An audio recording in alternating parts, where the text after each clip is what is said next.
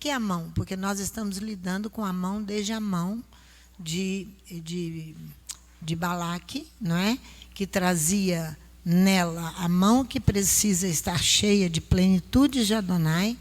Ela está, então, cheia de feitiçarias para poder amaldiçoar Israel. Foi isso que nós lidamos. Depois nós vimos a cobrança de Adonai, que nós achamos que a mão dele não poderá vir contra nós com essa questão, para fazer morrer a natureza carnal. Então, estamos lidando com a mão. Agora vamos continuar lidando. A mão dos construtores de Tarsis era dura, porque Tarsis significa duro. Então, no Primeiro Testamento, esse é um nome que eu disse pela manhã de alguns personagens de Gênesis capítulo 10, que é Javã, bisneto de Noé, através de Jafé, Gênesis 10, 4. Então, ou também se refere a uma nação fundada por ele e por seus descendentes, que nós vimos em Isaías capítulo 66, fazendo uma citação de Tarsis. Os estudiosos pensam que a maioria dos nomes que aparecem na Tabela das Nações, a Tabela das Nações, se encontra em Gênesis capítulo 10, por causa dos descendentes ali, no 10º capítulo do Gênesis. Então, ali está se referindo também a grupos, porque nós vamos lidar com a questão, de grupos, por causa do apedrejamento, que ele é feito por grupos. Então, refere-se essa Tabela das Nações tanto a indivíduos como a grupos que se formaram em torno desses indivíduos, dos quais descendiam direto e indiretamente. Então, Tarsis é considerado genitor dos povos mediterrâneos,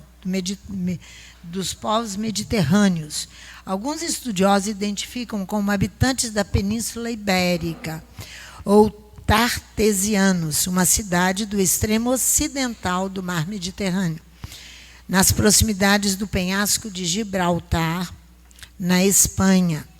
Era grande o comércio com metais. Vamos ver dessas cidades. Vocês vão entender por que eles se tornam duros. Jeremias, capítulo 10. Trabalhadores, mas o coração endurece e vão pecar contra Adonai, diz o profeta Jeremias. Jeremias, capítulo 10, de 1 a 9. Então, era grande o comércio com metais, diz o profeta Jeremias e o profeta Ezequiel. Ouvi a palavra que o Eterno vos fala, a vós, ó casa de Israel. Assim diz o Eterno, não aprendais o caminho das nações. Ele está falando desses povos que vão fazer o comércio nessa região. Nem vos espanteis com os sinais dos céus, embora com eles se atemorizem as nações. Porque os costumes dos povos são vaidade, vender, comprar, construir, fazer coisas grandes, monumentais, quando a vida do homem é tão pequena, isso só vai encher-se de vaidades. E isso não está impedindo que alguém seja próspero, mas temente Adonai. Isso não impede. Prosperidade sobre os auspícios de Adonai é coisa fantástica. Sobre aquele que obedece a Adonai, pratica de Tzedaká, guarda Shabat, tem a sua vida em ordem com a Torá. Isso nada impede. Ele está dizendo para não andar segundo os costumes vaidosos das nações. Cortam do bosque o madeiro e o artífice o lavra com o cinzel. Versículo 3 de Jeremias 10. Com prata e com ouro o enfeitam, com pregos e com martelos o firmam, para que não se mova. Como espantalho num pepinal, não podem falar, são os ídolos. Necessitam de quem os leve, pois não podem andar. O que aqui se tornou idolatria? O que? Aprender os costumes das nações. Quando Israel pediu um rei, Israel queria ser igual às nações. É isso que Adonai pede, para não copiar as coisas dos outros, que você não se aliar a grupos. É isso aí. Não tenhais receio deles, não podem fazer o mal, nem podem fazer o bem. Ninguém há semelhante a ti, ó Eterno, tu és grande, e grande em força. Quem não temeria, ó Rei das nações? Isto só a ti pertence. Entre todos os sábios das nações e em todo o seu reino, ninguém há semelhante a ti. Todos eles se embruteceram, se tornaram loucos, são ensinados por ídolos vãos de madeira. Aqui está falando de um ídolo, uma coisa que não é o próprio homem quando ele confia nele mesmo. Quando ele tem o seu ídolo no coração, ele mesmo é o ídolo. Ele acha que tudo ele pode, Vocês já viram esses meninos aí com armas nas mãos? Por que eles estão com a arma? Porque eles sentem que estão protegidos e com força. Eles podem ir contra quem quer que seja. Isso é uma brutalidade, uma vaidade sem limites, vai acabar morrendo ou preso, né? Isso que vai acontecer. Então, todos eles se embruteceram e se tornaram loucos. Trazem prata batida de Tarsis, olha aí, e ouro de Ufaz, trabalho do artífice das mãos do fundidor. Fazem as suas vestes de azul, todos eles, mas o eterno Elohim é o verdadeiro Deus. Então você já vai vendo que Tarsis, na sua dureza, mas se tornou uma grande cidade e os habitantes como deuses, que confiavam neles mesmos. É isso que Adonai está falando aqui. Em Jeremias, obra de homens hábeis são todos eles, mas o Eterno é o verdadeiro Deus. Ele mesmo é o Elohim vivo, o Rei eterno. Do seu furor treme a terra, e as nações não podem suportar a sua indignação. O profeta Ezequiel, vai lá comigo, Ezequiel capítulo 27, vai fazer a citação sobre Tarsis. Você sabe que foi a cidade para onde Jonas pretendia ir, né? É Tarsis. Volumosa em grandeza. Ezequiel capítulo 27. Ezequiel 27, versículo 12. Aqui nós já estamos pertinho de Jonas, que eu vou te mostrar como Jonas queria ir para Tarsis. Cidade famosa, né? Então, mas cheia de corrupção e de pecado. Versículo 12. Tarsis negociava contigo por causa da abundância de toda sorte de riquezas que Tarsis tinha. Trocavam por tuas mercadorias prata, ferro, estanho e chumbo. Javã, Tubal e Meseque eram seus mercadores, com almas de homens e vasos de bronze fizeram negócio contigo. Com alma de homens, a alma era vendida por causa de negócios. Pensa só isso. Com almas de homens e vasos de bronze fizeram negócios. Os da casa de Togarma, em troca da tua mercadoria, traziam cavalos, ginetes e mulos. Os filhos de Dedã eram os teus mercadores. Muitas terras do mar eram o mercado da tua mão. Dentes de marfim e pau de ébano tornavam a dar-te um presente. A Síria negociava contigo, era com Tiro. Agora veja mais embaixo, versículo 25. Os navios de Tarsis eram as tuas caravanas para a tua mercadoria, e te enriquecestes, ficastes muito famosa no meio dos mares. Isso são cidades que são destruídas e muitas vezes reconstruídas. Mas elas estão fadadas à destruição por causa de Adonai e por causa dos ídolos. Aí agora vai lá, hein?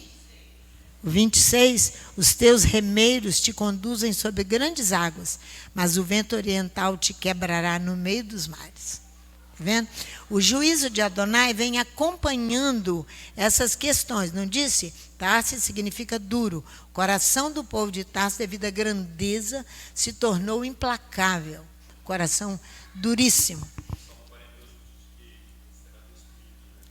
Exato. A Bíblia faz todo um comentário sobre esses navios. Eu vou falar disso logo aqui à frente, 10 vezes. Faz o Primeiro Testamento comentário sobre os navios de Tarsis. Não era nem sobre a cidade, mas sobre essas embarcações grandes, bem construídas, que elas enfrentavam grandes mares. A navegação era, nesse período aí, antes de Babilônia, de tudo, a navegação já era extensa. Por isso que ela é comentada desse jeito. Então, vamos em Jonas. Depois de Oséias, Amós, Miqueias, Jonas. Você vai ver que Jonas comprou passagem para ir para Tarsis. É uma coisa, né? Jonas, olha no versículo 1. O capítulo 1, versículo... Adonai veio a palavra do Eterno a Jonas, versículo 1, filho de Amitai, dizendo... Acharam? Depois de Obadias. Isso. Oséias, Amós, Miqueias, Obadias e Jonas. Acho que é isso. Levanta-te, vai à grande cidade de Nínive e clama contra ela, porque a sua malícia subiu até mim. Era a ordem para Jonas. Mas Jonas levantou-se a fim de fugir de diante da face do Eterno. Para onde? Para Tarsis. Desceu a Jope, onde achou um navio que ia para Tarsis. Pagou a passagem, gastou dinheiro e perdeu a passagem. E embarcou nele, a fim de ir com eles para Tarsis, para longe da presença de Adonai. Por que o profeta se faz essa referência? Para longe da presença de Adonai. Porque Adonai não estava na grande cidade de Tarsis. Por isso. Adonai ali não está. Já imaginou? Adonai se retira do meio da população e da cidade. Retira mesmo. Quando a mão dele, então, vai... Olha o capítulo 4. Jonas é terrível, né? Mas é assim que nós fazemos. Adonai manda fazer uma coisa, nós vamos em outra direção. Tem diferença de Jonas, não. Olha aqui, ó, o versículo 2. E orou ao Eterno, ó Eterno, não foi isso que eu disse estando ainda na minha terra? Por isso é que eu me apressei a fugir para Tarsis. Olha aqui, eu sabia que és clemente e misericordioso, tardio em irar-se, grande em amor, e que te arrependes do mal. Agora, ó Eterno, tira a minha vida, porque melhor é morrer do que viver. Ele não acreditava que os moradores de Nínive haviam se arrependido. Ele agora pede para tirar a vida. Ele ainda conversa dizendo, por isso é que me apressei a fugir para Tarsis, porque eu não queria enfrentar essa dureza de Nínive, de jejum, de tudo, onde até os animais tiveram que jejuar. Jonas não queria. Eu também não quero fazer muitas vezes aquilo que me é pedido. Mas eu estava acabando de falar ali atrás com Arão. O Almir sabe disso, que eu já falei com ele. Almir, nem eu nem você temos para onde ir. A não ser fazer o que temos que fazer. Trabalhar até o fim, Carlos. Para o Eterno. Ele dando aula, eu atrás dele, lá no presídio. Fazendo o que tem que fazer. Tem outra coisa para fazer? Tem não. E ai de nós se não formos fazer. Ai de nós. Ai de nós irmos para Tarsis. A expressão navios de Tarsis parece que nada diz no tocante a algum destino. E nem o que significa, ou pertencente a Tarsis, não. Ou que se negocia com Tarsis. Parece estar em foco é a natureza das embarcações que a Bíblia faz, o navio, a embarcação, que a Bíblia faz referência a elas. O seu tamanho, a sua capacidade de enfrentar mar alto. Outros sugerem navio de Tarsis era uma espécie de símbolo do comércio e dos negociantes da área do mar Mediterrâneo, cruéis. Vocês não têm noção como é bonita a área grega, principalmente. É a coisa mais deslumbrante que tem. Você ver o mar Egeu, lá de cima das montanhas, onde tem um ídolo horrível lá, que comanda a cidade de Atenas, praticamente. Agora, vocês vão ver em Isaías, capítulo 33, então está se falando que essas embarcações, esses navios, são símbolos do comércio e dos negociantes da área do mar Mediterrâneo. Olha o que Isaías, no capítulo 33, ele vai dizer aqui. Olha só, Adonai vai cessar toda a negociação, olha aqui, de tanto que essa questão de grande grande movimento de dinheiro e de comércio, traz muita coisa ruim. Olha só, 33, versículo 18. O teu coração meditará nos terrores, dizendo: onde está aquele que serviu de escrivão, que anotava suas contas para você pagar e os negócios? Onde está o que recebeu o tributo, o pagamento do rei, do estado ou da nação? Onde está? Onde está o que contou as torres? Aonde estão? Não verás mais aquele povo cruel. São as negociações aqui, ó. São o comércio, as negociações dessa área do mar Mediterrâneo. Nem verás mais aquele povo cruel, povo de fala tão obscura que não se pode compreender, e de língua tão estranha que não se pode entender, porque não fala verdade, é tudo meia palavra, não tem transparência. Olha para Sião, a cidade das nossas festas solenes, manda Israel voltar os olhos para Jerusalém. Os teus olhos verão a Jerusalém, habitação quieta, tenda que não será derrubada. As suas estacas jamais serão arrancadas, nem arrebentada nenhuma das suas cordas. Ali o Eterno nos será grandioso, será como lugar de rios e correntes largos. Barco nenhum de remo passará por eles, nem navio grande por eles navegará. Serão os navios chamados embarcações de Tarsis, jamais navegarão o Mediterrâneo. Isso aqui é a profecia de Isaías, devido à crueldade dos povos, desses povos. Por isso que significa duro. Isaías vem dizer que Adonai vai... nenhum barco passará, nem navio grande mais, por causa do alto comércio das nações, que isso traz muito problema, traz um benefício. Os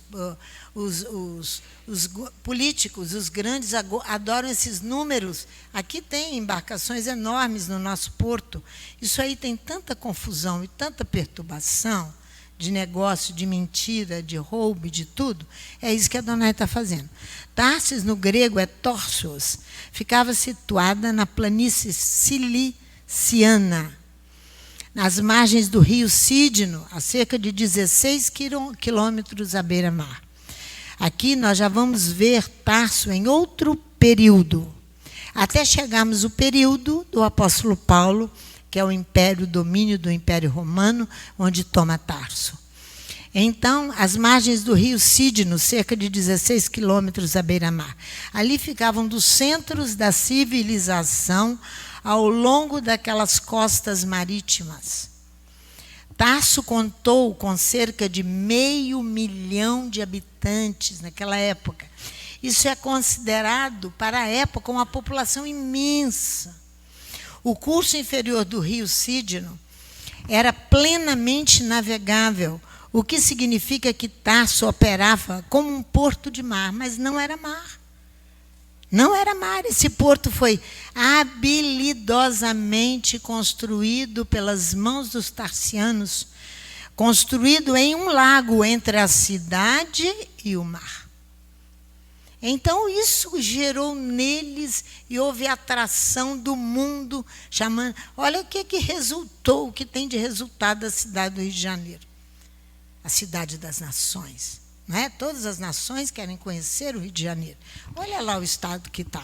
Como é que as coisas estão ali? Corrupção, morte, crime, tudo isso. Então, ali, entre a cidade e o mar, havia uma construção tremenda para ligar o rio com o mar. Não, Tarso não era mar, era Cídino, o rio Cídino. Mas vai ser um porto grandiosíssimo.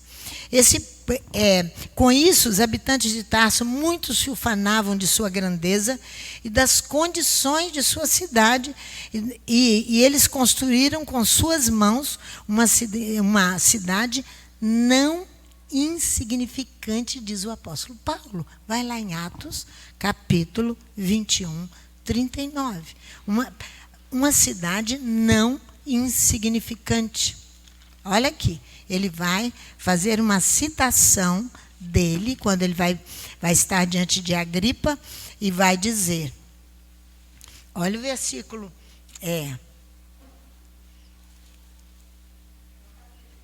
capítulo 21, versículo 38. Eles perguntam, olha versículo 36. Pois a multidão seguia, Paulo, clamando, mata-o. Quando ia ser introduzido na fortaleza de Antônia, Antônio, eu que estou colocando aqui. Paulo perguntou ao comandante, é-me permitido dizer-te alguma coisa? Respondeu ele, sabes o grego? Lógico que ele sabia. Ele era natural de Tarso. Tarso se torna uma cidade grega, cheia de filósofos de todas as formas. Não és tu o egípcio que há poucos dias fez uma sedição e levou ao deserto 4.000 terroristas? Paulo respondeu, sou judeu, natural de Tarso, cidade não insignificante da Cilícia.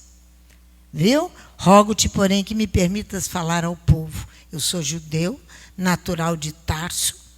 Só ele mesmo, com um chamado desse jeito, para enfrentar o que ele enfrentou. Que os maiores sofrimentos dele, ele mesmo escreve, vai acontecer na Cilícia. Vai acontecer lá. A comunicação terrestre da cidade envolvia uma engenharia igualmente notável. Cerca de 48 quilômetros terra dentro ficava a grande barreira das montanhas de Tarso, conhecido como os Portões Cilicianos. É só você entrar lá na internet e olhar, que é lindo, os Portões Cilicianos.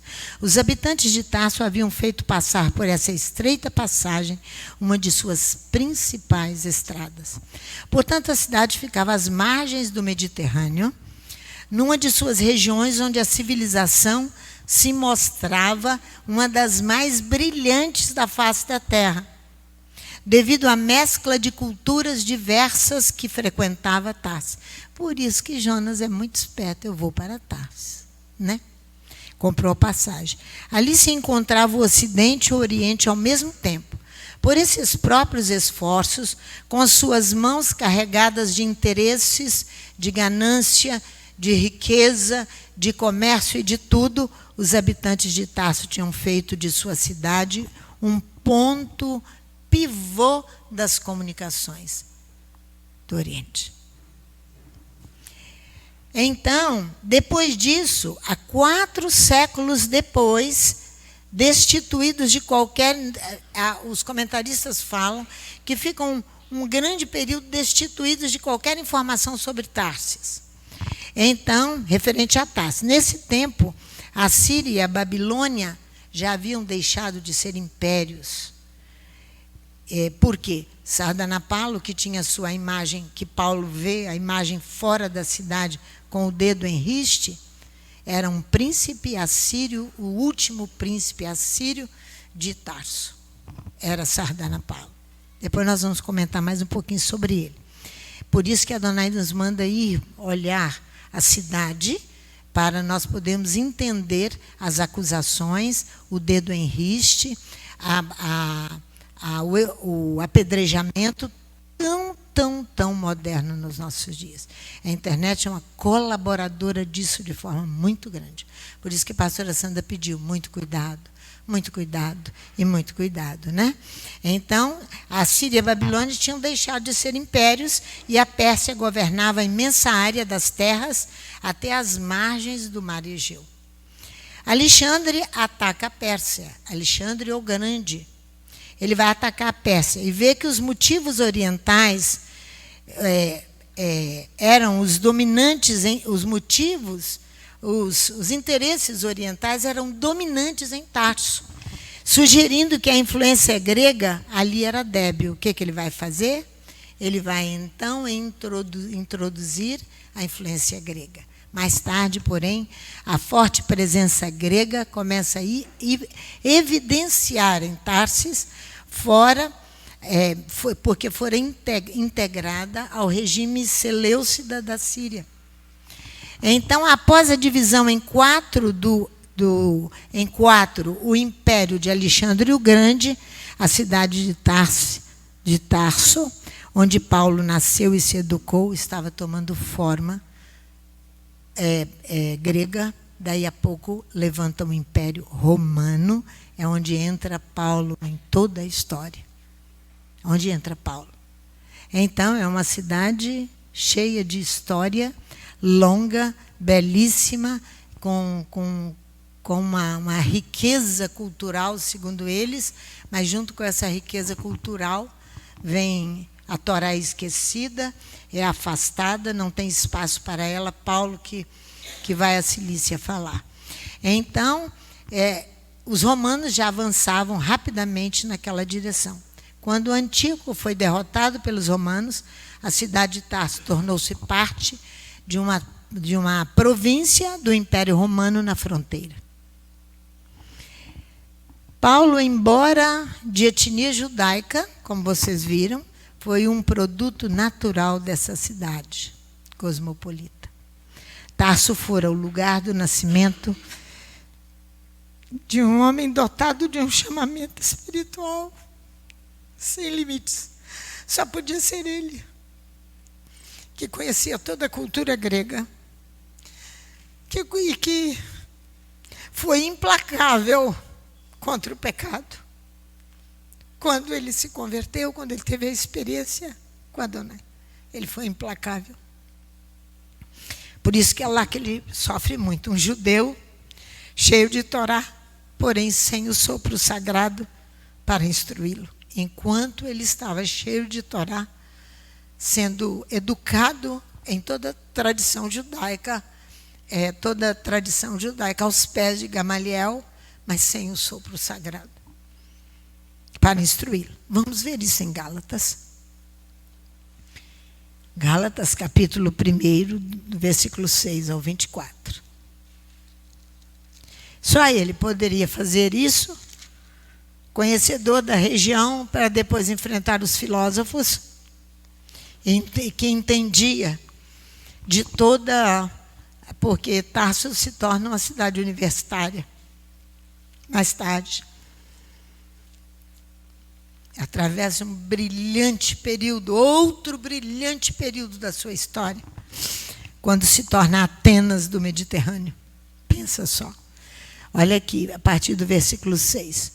Admira-me que tão depressa estáis passando daquele que vos chamou a graça do Machia para outro evangelho, para outro ensino, o qual não é outro, mas há alguns que vos inquietam e querem transtornar o ensino do Machia. Versículo 8 de Gálatas 1. Gálatas, capítulo 1, versículo 8. Mas ainda que nós mesmos, ou um anjo do céu, vos anuncie outro ensino, além do que já vos anunciamos, seja anátema, seja mentira. Assim como já vou-lo dissemos, olha que homem forte, para enfrentar tudo isso. Agora, de novo, também vou-lo digo, se alguém vos anunciar outro evangelho, além do que já recebestes, outro ensino, além do que já recebestes, seja anátema. Persuado eu agora a homens ou a Elohims? Ou procuro agradar a homens? Se eu estivesse ainda agradando aos homens, não seria servo do Machia. Mas faço-vos saber, irmãos, que o ensino que por mim foi anunciado não é segundo os homens. Agora é um homem que ensina segundo o sopro sagrado. Não o recebi, nem aprendi de homem algum. Olha só. Mas pela revelação do Machia. Pois já ouvistes qual foi antigamente a minha conduta no judaísmo. Como sobremaneira perseguia a comunidade de Elohims e a assolava. E na minha nação eu excedia em judaísmo, filho de judeu de Tarso.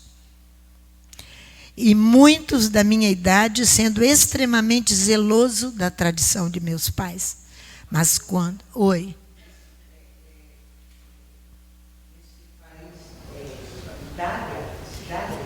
Na Cilícia, Tarso, nós estamos falando de uma cidade que Adonai mandou estudar sobre Tarso, não país. Mas quando aprouve a Elohims, que desde o ventre da minha mãe me separou e me chamou pela sua graça a revelar seu Filho em mim, para que o pregasse entre os gentios, não consultei a carne nem o sangue. Nem subi a Jerusalém para estar com os que antes de mim eram apóstolos, mas eu parti para a Arábia e voltei outra vez a Damasco. Depois, passados 3 anos, eu subi a Jerusalém para ver a Pedro e fiquei com ele 15 dias.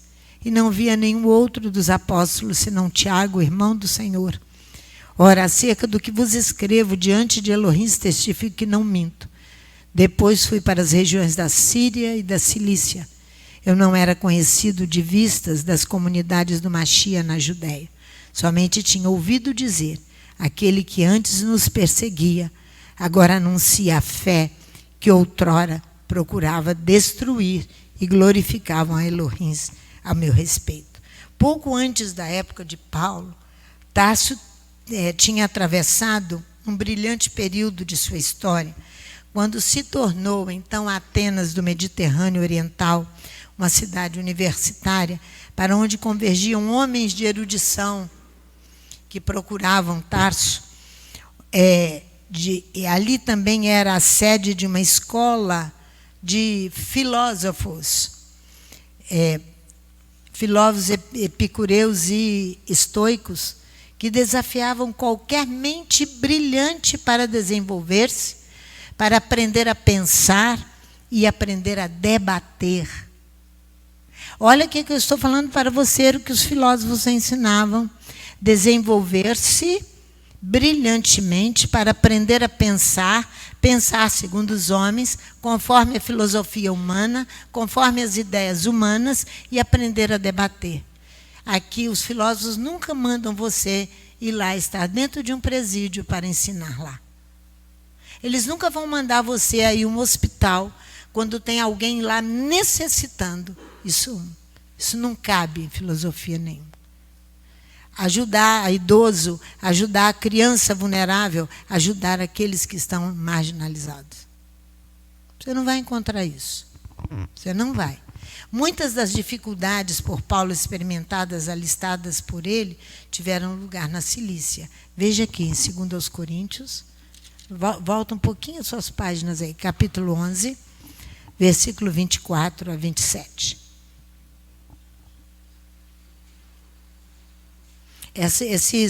Essas dificuldades experimentadas por Paulo tiveram lugar na Cilícia, na sua própria cidade de Tarso, nos interiores e nas áreas marítimas.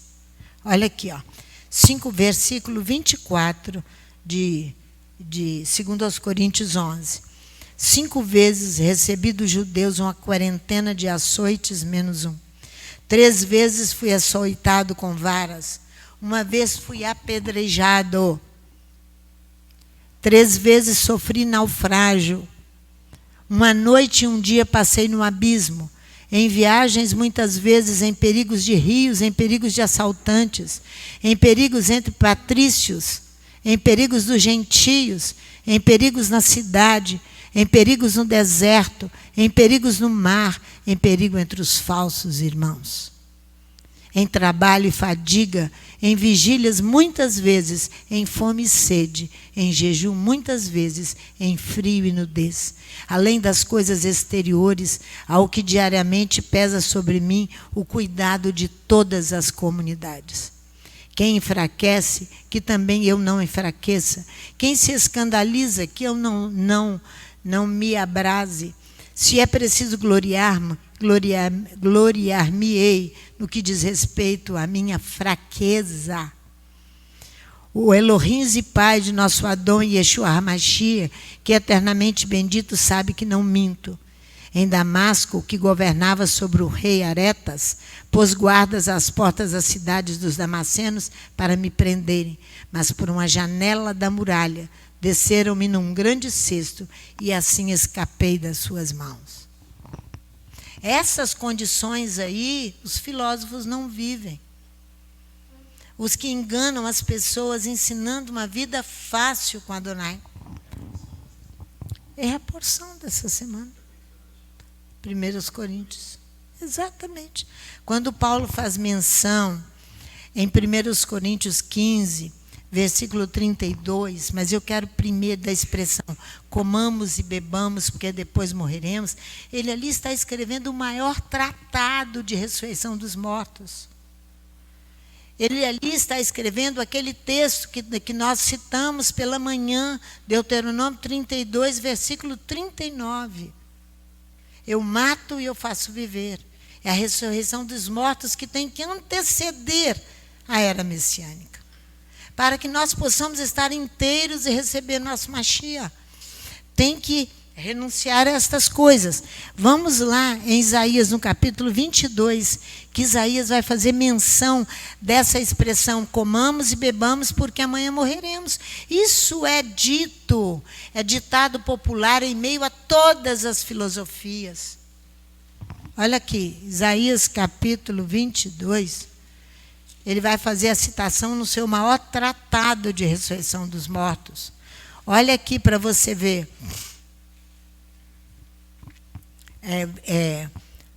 Versículo 13. Mas a gozo e alegria, quer dizer, está chamando a atenção aqui acerca de Jerusalém. Ele está dizendo, fizeste, olha só, o Eterno, versículo 12, o Eterno Elohim dos exércitos vos convidou naquele dia para chorar e prantear, para rapar a cabeça e cingir de pano de saco, passar por aquilo que ele passou. Mas o que eu vejo é gozo e alegria. Matam-se vacas e degolam-se ovelhas, come-se carne e bebe-se vinho, e diz, comamos e bebamos, porque amanhã morreremos. O Eterno dos Exércitos declarou isto aos meus ouvidos, certamente esta maldade não será expiada, até que morrais, diz o Eterno dos Exércitos. Porque Elohim chama para você clamar, clamar pela cidade, clamar por aquele que está se perdendo, mas você está matando ovelhas e bois para comer a carne. Essa expressão é encontrada em várias culturas. Característica dos filósofos epicureus, fundadores dessa doutrina, que o prazer é o bem máximo da vida. Por isso que as pessoas, quando se fala numa festa, e a pessoa não olha o calendário das festas bíblicas, não olha para Shabat e cai na estrada, tem uma coisa errada no comportamento. Comamos e bebamos, que amanhã morreremos mesmo. Eu vou buscar é o prazer. Adonai diz que não é assim. Ele diz que não é assim. A doutrina epicurista constitui o assunto principal sobre a natureza das coisas e objetos materiais. Ela é materialista. Isso é ser materialista. Comamos e bebamos, porque amanhã morreremos. Paulo fala isso em 1 Coríntios 15, 32, quando ele escreve o Tratado de Ressurreição dos Mortos. Por quê? Porque você vai ver que essa expressão surge por influência dos filósofos, que ensinam as pessoas a pensarem como eles. A pensarem, por isso que Adonai se levanta e diz, vai olhar a situação de Tarso. Vai olhar. Fala.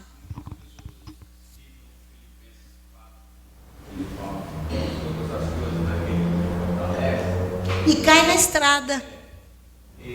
Mas eles não leem o versículo 17, que fala assim, não que eu procure o donativo mais do que realmente o que interessa, o fruto que aumenta o vosso crédito.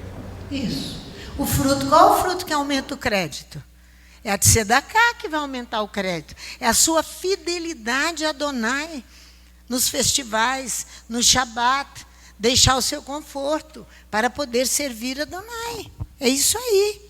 É isso aí que aumenta o crédito. Os filósofos vão ensinar a pensar como eles. Assim surgem vários grupos determinando práticas. Aí você pode ver isso no meio do nosso próprio povo. Práticas o quê? Práticas de tradições excessivas, de vários grupos, e apresentando o quê?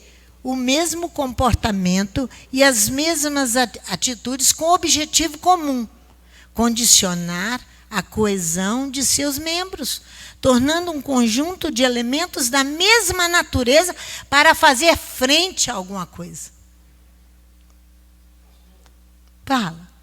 Não, aqui, fala no microfone, porque as pessoas de casa têm que ouvir, Léo. Vem para cá, meu bem. Esse aqui ficou lá atrás, tem que vir sentar aqui para falar. Porque as pessoas em casa têm que... É importante frisar essa frase que a senhora está repetindo, que tanto Isaías... Você vê que Isaías viveu quantos anos antes de Paulo? Então Isaías vive num período onde o grego ainda não tinha se estabelecido como um império dominante sobre a face da terra. Isaías vive um período que Babilônia e Assíria eram referências mundiais de conhecimento, de filosofias e etc. Paulo ali já vive um período romano. Mas o mais importante disso tudo é que, não, mas a pastora Sandra está falando que isso é fala de filósofo. E filósofo é uma coisa que contempla uma pequena parcela, porque de toda uma população, poucos são os que pensam e muitos são os que trabalham. Não é assim que é a regra geral? Então isso pode parecer uma fala que não acomete a todos, mas a gente precisa lembrar que a frase comamos e bebamos, porque amanhã morreremos, ela torna-se muito mais impactante na história da humanidade, não pela boca dos filósofos, mas pelas linhas de frente de batalha dos romanos, que quando iam lutando para adquirir e anexar territórios, convenciam seus adeptos militares, ou seja, quem faz o trabalho, de que você deve seguir Roma, viver por Roma, porque amanhã você pode morrer. Então agrega a quem pensa e a quem executa. Porque pode parecer que fica uma coisa no âmbito da filosofia e quem pega na mão do trabalho braçal. E não é isso. Paulo está dizendo que até o que está no trabalho braçal pode cair no erro de comamos e bebamos, porque amanhã morreremos. Exatamente. Atinge a todos, porque a intenção é retirar os trabalhadores, é enfraquecer os braços, Léo, de trabalho, e as mãos, é enfraquecer as mãos. Nada, eu tenho direito de comer o meu churrasquinho. Ninguém está falando isso. Ninguém está falando que você não tem direito. Estou falando de responsabilidades e fidelidade a Adonai, que isso está desaparecendo. Isso está desaparecendo. O Império Romano, o Léo tem toda a razão, o Império Romano domina até os nossos dias. Comamos e bebamos é tão atual quanto no período de Isaías babilônico, o período babilônico. E quanto Paulo, no período que ele estava nascendo, ainda estava o Império Grego, Roma, e por aí vai. É muito, muito, muito. O comportamento e as atitudes com objetivo, eles têm objetivo comum, de condicionar a coesão de seus membros, tornando um conjunto de elementos da mesma natureza. Qual é a natureza? Prazer, prazer, prazer. Este é o ponto mais alto da vida. É isso aí. Essa é a natureza que precisa ser dominada pelo Espírito, pelo sopro sagrado, e você andar pela voz do Espírito. Não é fazer o que vem na nossa cabeça. Então, o que acontece? Quando Paulo, nos arredores da cidade de Tarso, e que ele andava tudo por lá, ele vê uma estátua. Eu quero que o Levi mostre para mim. Ele copiou para mim a estátua de Sardanapalo. Olha onde ficou o Império Assírio. Eu falei para vocês, vem o persa, vem o grego, agora é Paulo. Ele encontra a estátua. Olha lá, com o dedo em riste. Olha lá. Está vendo? Esse é Sardanapalo. Ó. Outra imagem dele. Com o dedo em riste. Que é isso? Acusação. Acusação. Acusação é a mesma coisa de amaldiçoar. Eu vou mostrar para vocês. Então, esse aí era um príncipe depravado, que aprendeu os costumes da sua própria cidade, onde ele foi príncipe. Depravado. Quer dizer, a área sexual era altamente elevada, mas o dedo de acusação aos outros estava em riste, estendido, duro, rijo, firme, sólido, mas que não se opõe resistência ao pecado, mas opõe resistência aos outros, é implacável com os outros, com as acusações são fortes e violentas, é áspero naquilo que fazia. Portanto, maldição e acusação, elas andam juntas. Por isso que o apedrejamento hoje é tão forte. Tão forte nos nossos dias. Por causa dessas... Ajunta um grupo, Leonardo, e destrói uma pessoa. Não precisa ser um grupo grande, fazer adesão dos membros. Por isso que eu estou falando para vocês, não façam isso. Eu quero ver vocês se unirem a Adonai, ao eterno Criador dos céus e da terra, e fazer a sua vontade. É isso. Maldição em português é condenar, é reprovar. Acusar é imputar uma falta, um erro, um crime a alguém. Acusar de negligência e covardia. Juridicamente é criar em juízo por crime ou delito, declaração de um crime, a justiça para que seja punido, uma denúncia, uma exposição das culpas. E aí chega a morte por apedrejamento. Por quê? Mas começou onde? Com o dedo, com a mão, ó. É a mesma mão de Balaque que carregava os seus sortilégios, as suas ferramentas de feitiçaria. Esse dedo faz a mesma coisa. Quando ela tem que ser uma mão de trabalho para construir aquilo que Adonai deseja. Vamos lá em João capítulo 8. Yeshua, ele vai dizer: aquele dentre vós que não tem falta, seja o primeiro a tirar uma pedra nela. João capítulo 8. Aí a resposta, olha aqui, João capítulo 8.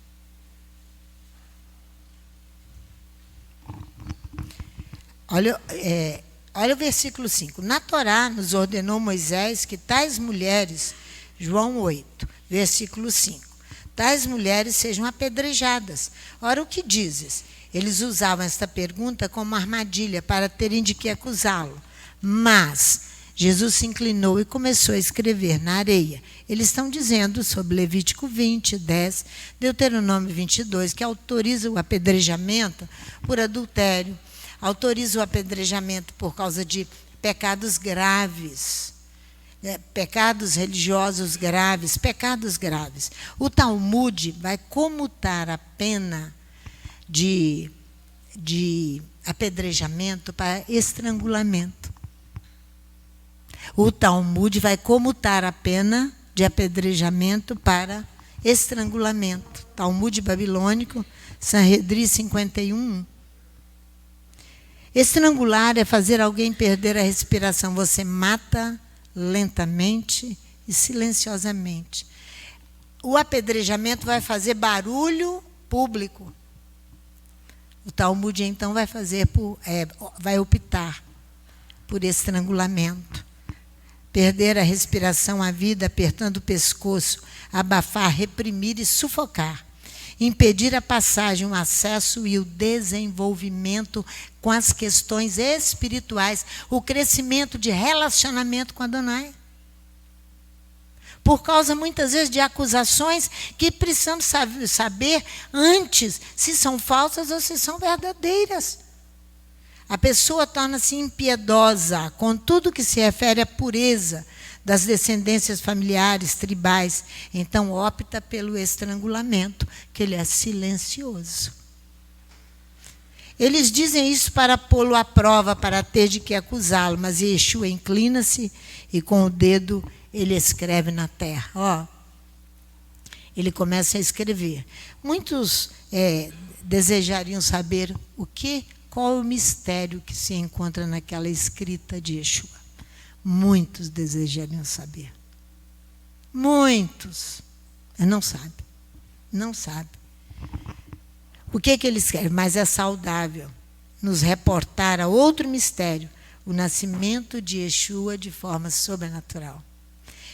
É fato, é saudável nos reportar como ele nasceu de forma sobrenatural. José, diante de uma mulher grávida, ele preserva Yeshua. Pela atitude de discrição de Yosef, ele decide deixá-la porque ela estava grávida e poderia ser apedrejada. Porque ele não teve contato sexual com ela. Mateus, no capítulo 1, versículo 18 e 19, vai falar isso. Ele sai silenciosamente, discreto. Ele se retira. Eles continuam a questioná-lo. Ele levanta a voz e lhes diz: aquele dentre vós que não tem falta, seja o primeiro a tirar a pedra. Aí ele continua escrevendo. Eles ouvem e saem um a um, a começar pelos mais velhos. Yeshua fica só e a mulher continua ali no meio. Porque não tinha quem deitou-se com ela ali.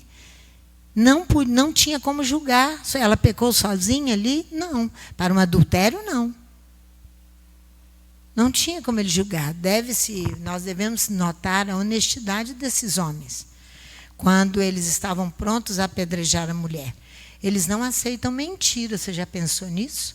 Que esses homens se retiram todos porque eles não aceitam a mentir para encobrir as suas próprias ignomínias, a sua própria infâmia, desonra, traição e opróbrio. Porque Yeshua diz: quem não tem pecado, atira a primeira pedra. Ele fecha o julgamento lindamente. E eles atenderam a Yeshua muito bem ali. Eles foram honestos.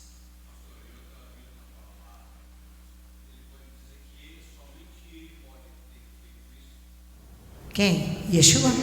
Ele não é. Não. Porque você está diante de um grupo que defende uma causa. O que eu falei? Que causa que eles defendem? A pureza familiar, dos grupos familiares. Então, ele está diante de um grupo, ele não está só. Yeshua não é isso. Ele vai ali, lógico que Adonai está com ele, e vai criar todo um ambiente e dar a ele todo companheiro de Adonai, íntimo de Adonai. Ele vai ter toda a sabedoria para responder do jeito que ele respondeu. Ele vai amarrá-los ali. Quem não tem pecado, você não tem? Então, atira a pedra. Ah, isso aí. Era se ele quebrava ou não. Isso aí, se ele quebrava ou não a Torá de Moisés. Não tinha como ali. Ele continua a escrever ali na areia. Por quê? Porque ali o seu próprio nascimento já criou muito debate, muita confusão. Mas a sabedoria de Yosef foi uma coisa, a descrição dele foi a proteção que ele deu a Yeshua. Então, Yeshua sabia disso. Que ele vem de um nascimento sobrenatural. Então, ele se aquieta ali e tem toda a instrução para poder não partir para um julgamento nenhum. Primeiro, não tinham aqueles que deitaram-se com ela. Só tinham os acusadores para defender uma pureza familiar. Yeshua diz: não. Então, ele amarra muito, ele põe um laço bonito em cada um deles e eles vão embora. Isso é a sabedoria. Isso é parar, pensar, orar, meditar na palavra, para antes de você sair fazendo uma coisa que você imaginou na sua cabeça. E nós fazemos essas coisas todo momento. Nós imaginamos coisas ruins contra os outros. Então, e não podemos fazer isso. Mas eu gostaria ainda falar, mas vou falar muito rapidamente sobre a questão da mão. A mão se completa, esse dedo, nós falamos que a mão de Balaque estava carregada de sortilégios, de feitiçarias, para ir contra Israel, não é? Então, o dedo estendido era uma marca da cidade de Tarso, da riqueza, da grandeza, da participação de toda a cultura elevadíssima do Mediterrâneo. Tudo isso, Paulo vem de lá. Agora nós temos que falar sobre esse dedo polegar. É o dedo que nos identifica como servos de Adonai. Porque ele é ungido, o sumo sacerdote e seus filhos são ungidos. Vamos ver isso aí. É o dedo polegar, que é ungido.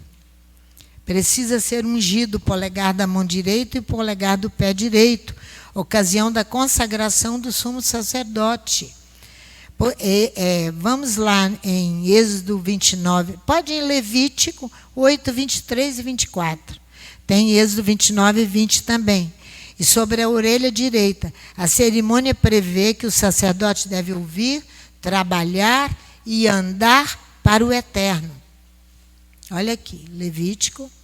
Então, com a mão inteira fazer o trabalho de Adonai. Ungir o dedo polegar. O dedo polegar é um dedo muito importante. Levítico 8. Deixa eu chegar lá. Capítulo 8, versículo 23 e 24. Para fechar essa questão da mão, já estamos terminando. 23 e 24.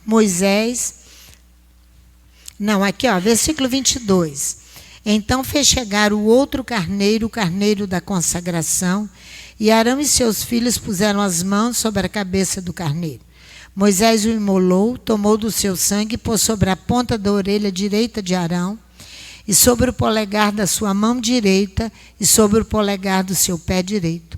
Moisés também fez chegar os filhos de Arão, e pôs daquele sangue sobre a ponta da orelha direita deles, sobre o polegar da sua mão direita, sobre o polegar do seu pé direito. Então espargiu o resto do sangue sobre o altar. Isso é a plenitude das mãos, o homem completo, pleno, para fazer o serviço de Adonai. Para ouvir, orelha ungida, trabalhar e andar para o eterno. Então você vai ver que o azeite, que além do sangue, era igualmente aplicado no leproso que deveria purificar-se. Levítico 14, 4. Ó, você está no Levítico, olha aí. 14, 4.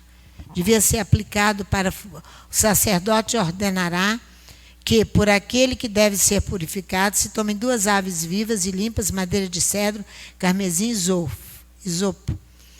E mandará também que se molhe uma ave num vaso de barro sobre águas correntes.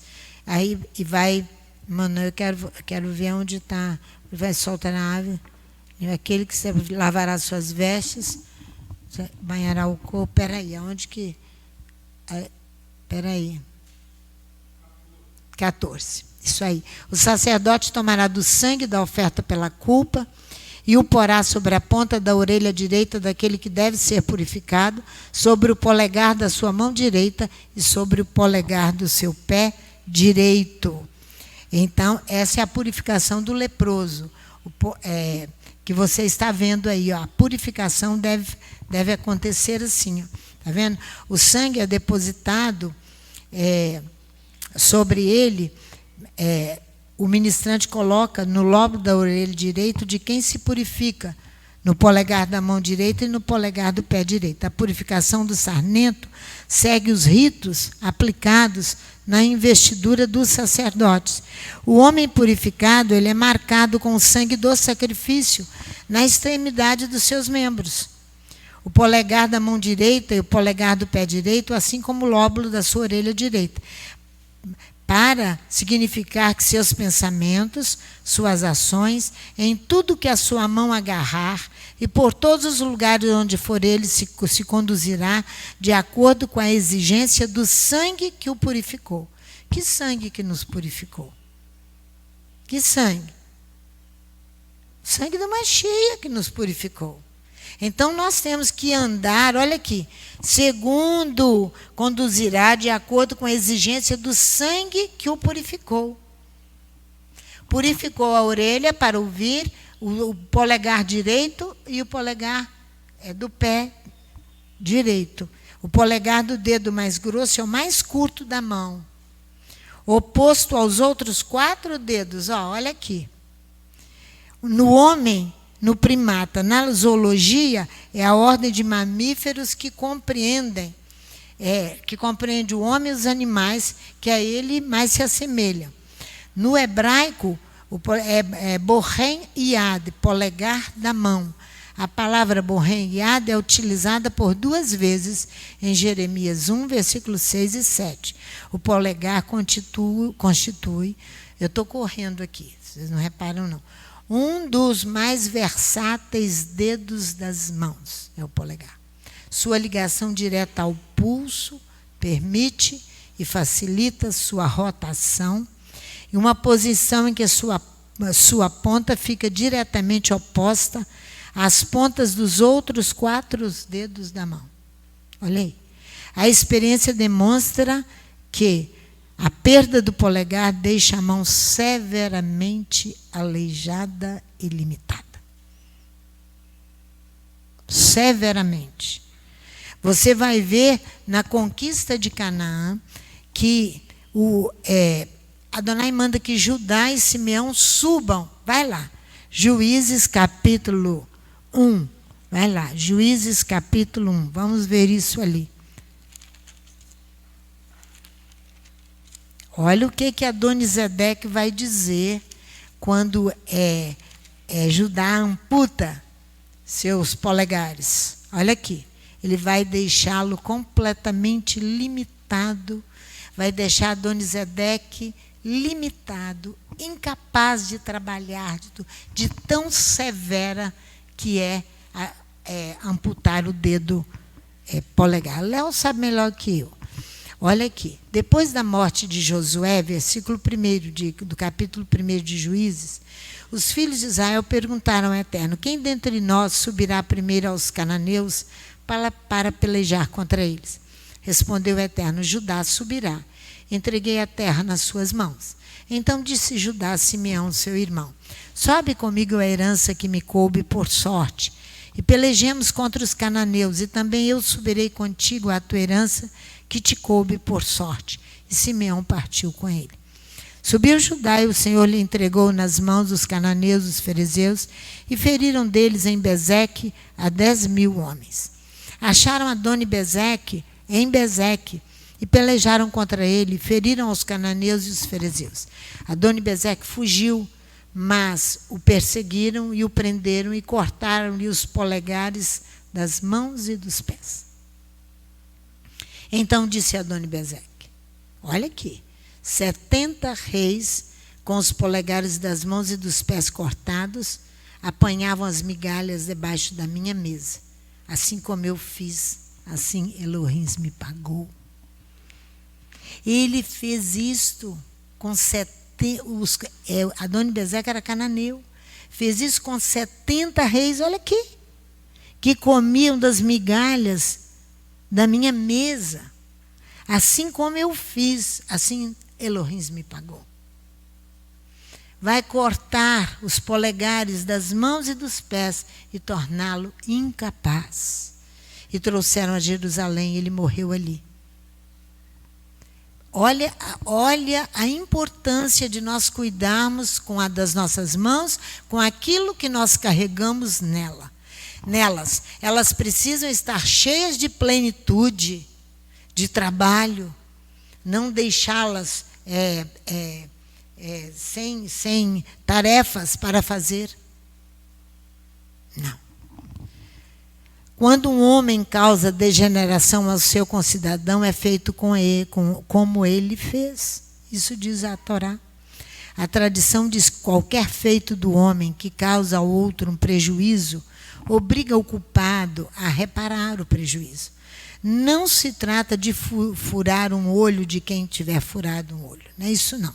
Mas de obrigá-lo a reparar o prejuízo que eu causei no outro. Essa reparação comporta a indenização do prejuízo, incluindo o pretium dólares, o preço da dor. Por quê? Vamos aqui em 1 Samuel capítulo 15. Estou terminando, tá? Versículo 16 a 23. Olha só. Então disse Samuel a Saul: espera. 1 Samuel 15, versículo 16 a 23. Então disse Samuel a Saul: espera, e te declararei o que o Eterno me disse esta noite. Respondeu-lhe Saul: fala. Disse Samuel: porventura, sendo tu pequeno aos teus próprios olhos, não fostes feito cabeça das tribos de Israel? Não te ungiu o Eterno rei sobre Israel? Enviou-te o Eterno a este caminho e disse: vai, destrói totalmente os amalequitas e peleja contra eles até que sejam aniquilados. Por que não deste ouvidos à voz do Eterno, antes te lançastes ao despojo e fizeste o que era mal aos olhos do Eterno? Disse Samuel a Saul: Pelo contrário, eu dei ouvidos à voz do Eterno e caminhei no caminho pelo qual o Eterno me enviou e trouxe Agag, rei de Amaleque, e aos amalequitas destruí totalmente. Os soldados tomaram do despojo, culpou os soldados. E os bois, está vendo? O melhor do destinado à destruição para oferecer ao Eterno, teu Elohim em Gilgal. Porém Samuel respondeu: tem o Eterno tanto prazer em sacrifícios e holocaustos, como que se obedeça a sua palavra? Obedecer é melhor do que o sacrificar. Atender é melhor do que a gordura de carneiros, pois a rebelião é como o pecado de feitiçaria. E a obstinação como a iniquidade de idolatria, porque rejeitasse a palavra do Eterno, ele também te rejeitou, para que não sejas rei. Olha, vai lá em Tiago comigo, lá perto do Apocalipse. A acepção de pessoas aqui, Tiago 2, para nós encerrarmos. Tiago aqui é irmão de Jesus.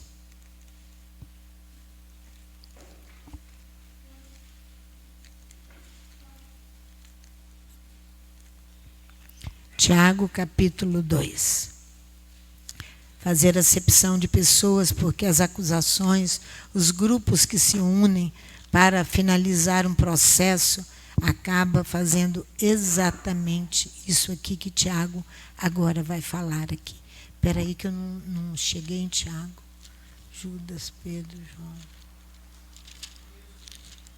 João. Foi lá para Tiago, capítulo 2, versículo de 1 a 13. Tiago, capítulo 2, de 1 a 13. Meus irmãos, como servos, como crentes em nome do Senhor Yeshua, o Senhor da glória, não façais acepção de pessoas. Por exemplo, se na vossa reunião entrar algum homem com anel de ouro no dedo e com trajes de luxo, e entrar também algum pobre andrajoso, e atentardes para o que tem os trajes de luxo, e lhe disserdes: assenta-te aqui em lugar de honra, e disserdes ao pobre: fica aí em pé, ou assenta-te abaixo do estrado dos meus pés.